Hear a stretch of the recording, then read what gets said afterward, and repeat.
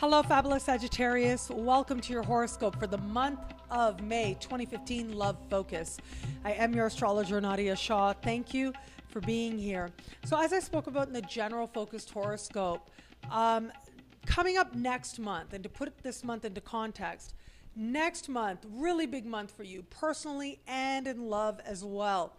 Now, this energy, at least where it comes to love and relationships, actually starts for you this month. Lots is happening on the relationship front, and you start a series of lessons that actually are going to be with you into next month as well. And it is going to be next month that the big changes take place.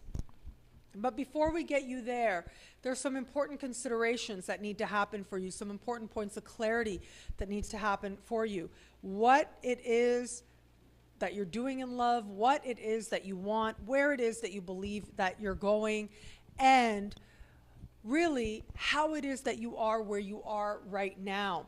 But here's the very interesting thing about this month as well. And I just want to make you a little bit mindful of this. We have Mercury going into shadow very early in the month, going retrograde in the middle of the month. Next month will go direct, still be in shadow until late in the month. And as Mercury is leaving shadow, Venus will enter shadow, okay? And so that's a whole other conversation. And again, I'll talk about it as we go along, especially in the weekly horoscopes. I'll talk about that as we go along week to week.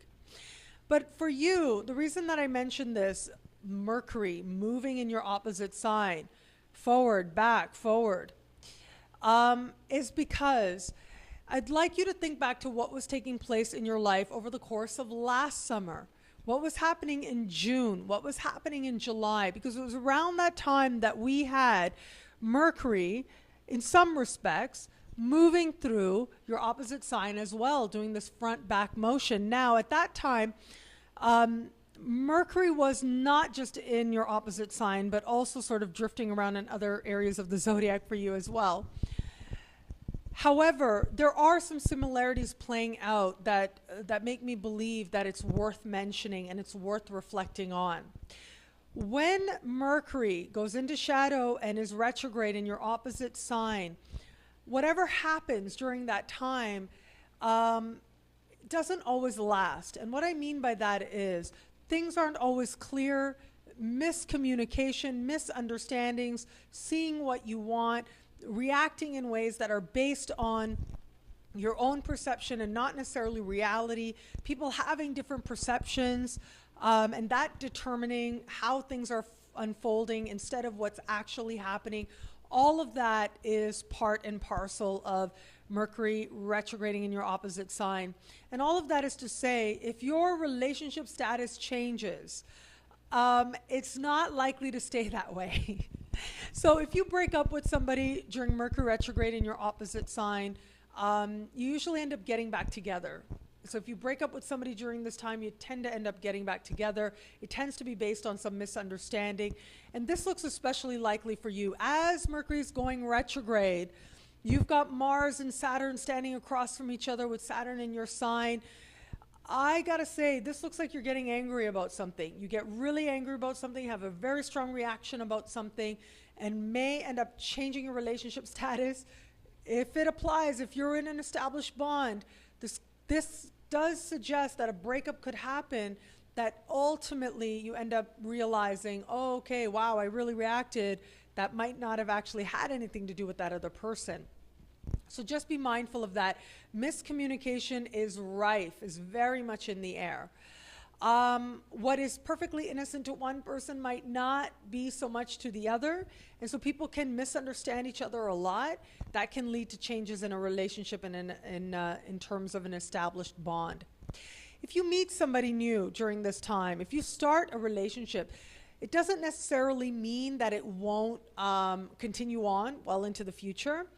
But it does mean that there are aspects here that you might not be completely clear about that will become more clear in the future.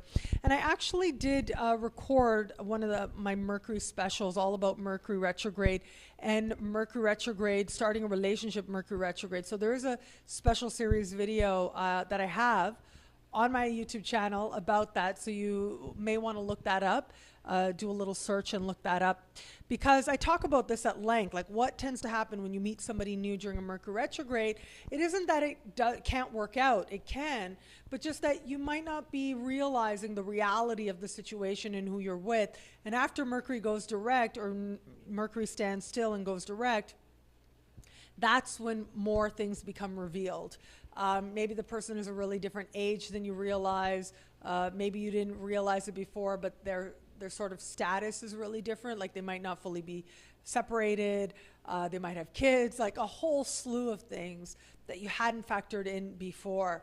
When you meet them, they might say, yeah, I'm in medical school. And then you realize, well, actually they're like, you know, finishing high school, taking some science classes, like really like that type of thing, where something that was important to you in how you identified this person ends up being not so much the case. And you have to remember that, as I said, Venus is going to soon go into shadow as well next month, and then go retrograde over the summer. So this is going to be part of a larger theme that's playing out for all of us, actually. But especially now, over the course of this month and next, becomes especially relevant for you. So as I said, if you're in an established bond, just be mindful. If a breakup occurs, it may not last, okay? It usually doesn't. And again, think back to what was happening over the course of the early summer for you last year, because some of the themes that came up at that time are going to in some way be spoken to, are going to in some way be repeated. And the lessons are going to hit home a little bit more deeply as well. If you are in an established bond and you experience some sort of a strife or bump in the road with your partner at that time, this is going to be when you review and you go back to heal that situation, to resolve whatever it was that came up then more deeply, so that you're able to move that much more forward with that much more clarity and strength, and a better understanding of the partnership that you have with this person. If you're dating somebody, this can also be, I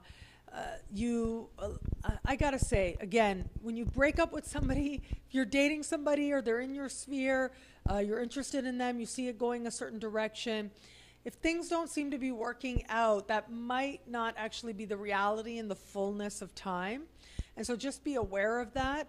It may all of a sudden be that, you know, your partner, or not your partner, the person you're dating is saying one thing, you're hearing another. All of a sudden they get really busy, you think they're not interested, but that might not actually be what's going on. So when you're just getting to know somebody, maybe dating them in the early stages of dating them, and then you have this Mercury shadow, Mercury retrograde that starts, you've just got to give them space. Just give it some space, let it be what it needs to be, and allow the learning to unfold, knowing that an even bigger picture will reveal itself a little bit further down the road. Any decisions made will need to be ironed out further, a little bit further down the road as well. And as I said, if you meet somebody new now, just know that more will be revealed, as should be. It's always a good idea to pace yourself, but it's so tempting. It's so tempting when Mercury is retrograde in your opposite sign to jump in head first, to feel like this is it, you found it, to want to sing to the stars. And you can do that, do that, why not? But just know that people are more complex than their first impressions might necessarily grant. And so allow that process to unfold. Know that and enjoy the moment as well. What I do love about this month for you is that the story is not over. It's part of a larger lesson. Next month, there is going to be a new moon in your opposite sign. I'll talk about it when we get there. But all kinds of brave, bold, new beginnings are happening. Fresh understandings are happening in the context of love. And this is going to be a time that you look back on and realize some very important learning, understandings, connections, and healing on a level of heart took place right now.